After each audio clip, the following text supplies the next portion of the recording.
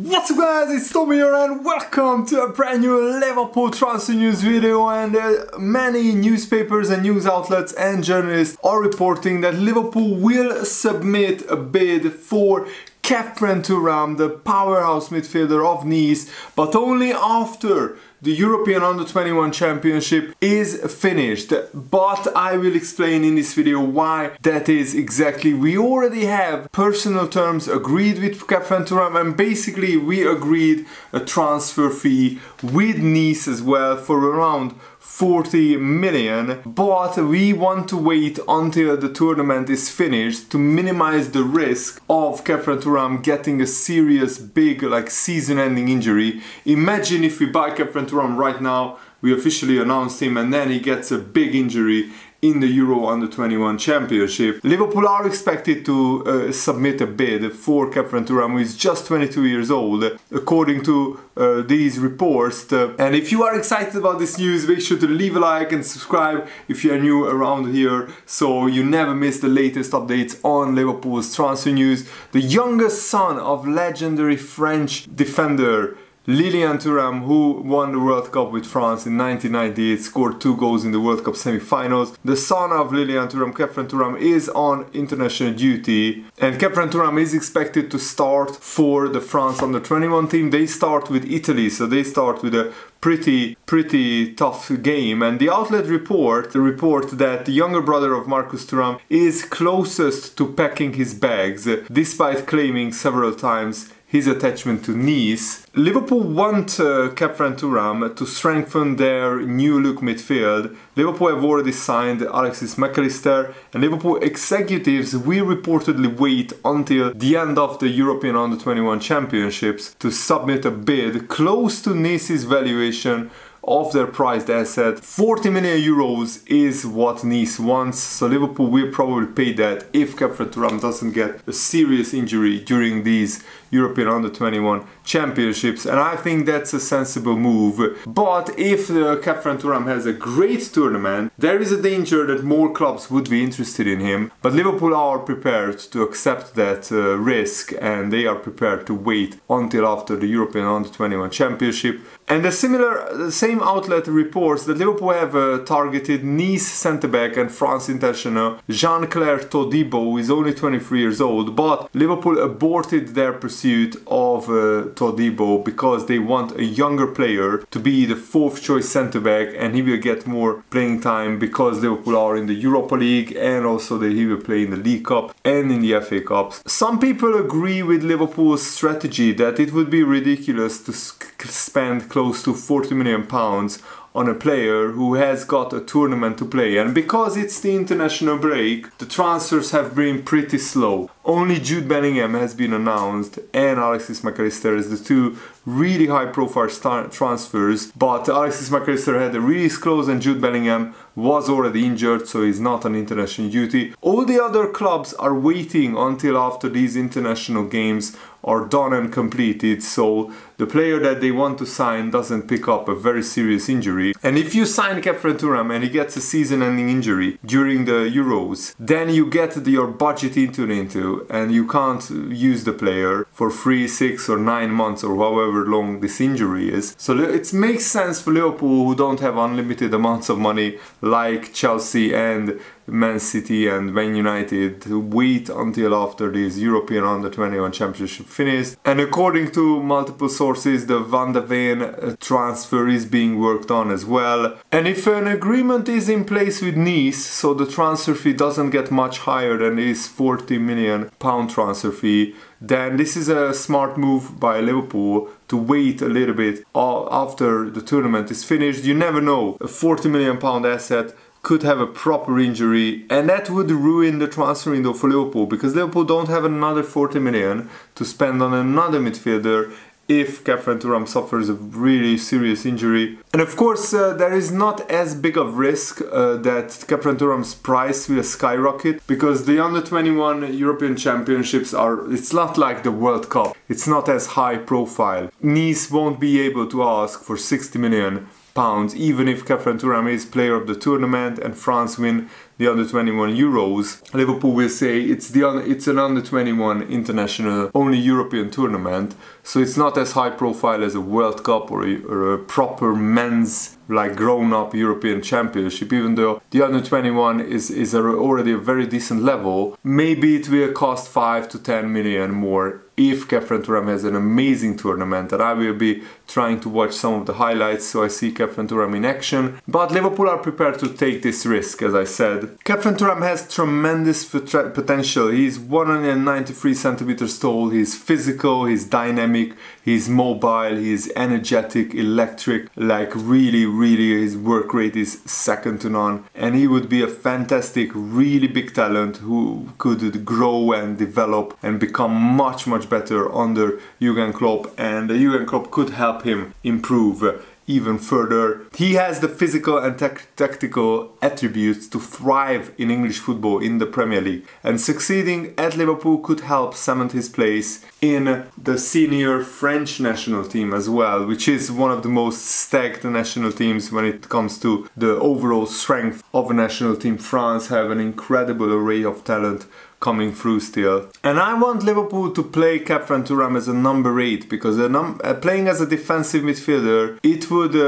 restrict him in the attacking areas, and I think Khephren Thuram can be a great box-to-box midfielder because he can shine offensively. He can get the ball and take it forward with deep runs into the opposition area. Because of his physicality and pace, it would be very difficult to get the ball off him without fouling him. He's a huge player, so he probably won't be the deepest lying midfielder in a Liverpool midfield three. That will probably be Fabinho or Henderson or Bajcetic, or maybe even Trent Alexander-Arnold in some instances. And Fabrizio Romano has revealed that Liverpool are in contact with 3 midfielders, Khephren Thuram, Manu Kone and Gabri Veiga, and I already made multiple videos on all 3, but Fabrizio Romano said this: Liverpool want to be 100% convinced on the next step they will do in the midfield, because after signing Alexis Mac Allister, it is now really important for them to make sure they find the right player to complete the midfield. So all of them, Kone, Veiga and Thuram, are in contact with Liverpool, waiting for Liverpool to decide who is the next big target for sure. At least 1 more midfielder will arrive, but maybe 2. Depending on what kind of other transfers Liverpool are planning and how much money they have left, they have after signing more players. And of course, we are in the process of selling some young players as well. They could fetch some transfer fees. We might sell Kevin Kelleher if a big offer arrives for him. We might sell Joe Gomez or Joel Matip if a big offer arrives for any of those players as well. So there are a lot of moving parts in this transfer window, but I'm really optimistic because Alexis Mac Allister is literally the perfect start to the transfer window. And don't panic, guys, if you don't see Liverpool signing all of their targets before July begins. That's not the end of the world, because there is an international break, there is a European Under-21 tournament, lots of international football still going on. Liverpool have to be patient, and we might have to wait until the beginning of July, the middle of July, maybe even in the end of July, the early part of August, to complete deals, because a few clubs are after our midfield targets. And also,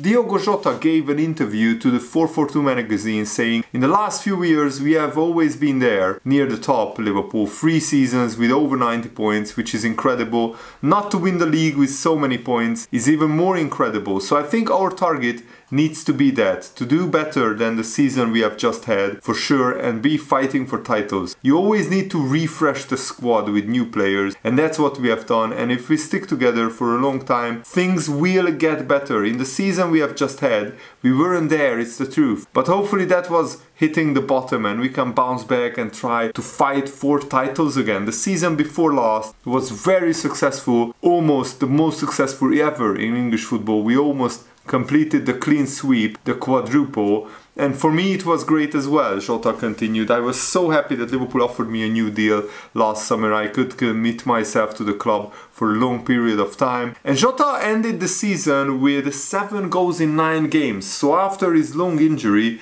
he came back and started firing on all cylinders, and Jota wants to score even more goals than his best season, which was 2 seasons ago, next season. He said, I know they trust me, and that's important, to know you are in a stable place with people who give you the confidence to go out on the pitch and produce excellent performances. This summer I want to get through a proper pre-season and then hopefully have a great season, and to better his 21-22 return where he scored 21 goals would be a fantastic achievement. But I think if Jota stays fit, he can score easily 25-30 goals, because he's so prolific, he's so clinical in front of goal, and he can score great headers as well.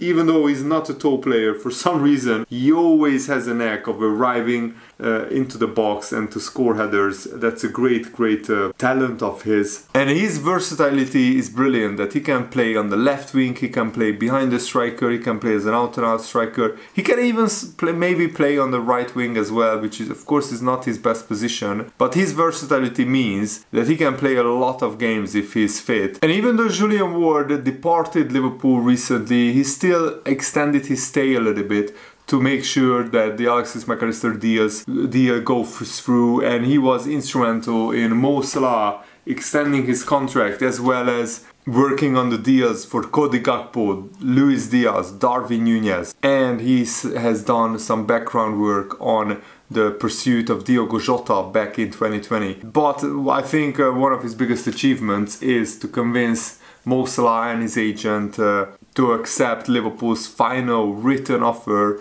which was still a big offer, £350,000 per week. But Rami Abbas Issa told Julian Ward, you have won, and they will accept their Liverpool's final offer. Because there were times during the negotiations with Mo Salah over extending his contract, Salah might leave Liverpool, because it was a long process. There were months where we were unsure whether Salah would agree to a contract extension or leave Liverpool. But in the end, it all worked out, and I think this will cement Salah's legacy as one of the all-time top goal scorers in Liverpool's history and one of the all-time Liverpool greats. Salah could become a top 5 biggest legend in Liverpool's history, and he already won 7 trophies, and hopefully he will win many more during his time at Liverpool. And Julian Ward has a great relationship with Jorge Mendes, who was Jota's agent, so that he was instrumental in Jota choosing Liverpool, and he was also instrumental when Liverpool bought Fabinho from Monaco a couple of years previously, or when Liverpool convinced Fabio Carvalho to resist other clubs and to choose Liverpool. Even though the Fabio Carvalho transfer hasn't worked out fully yet,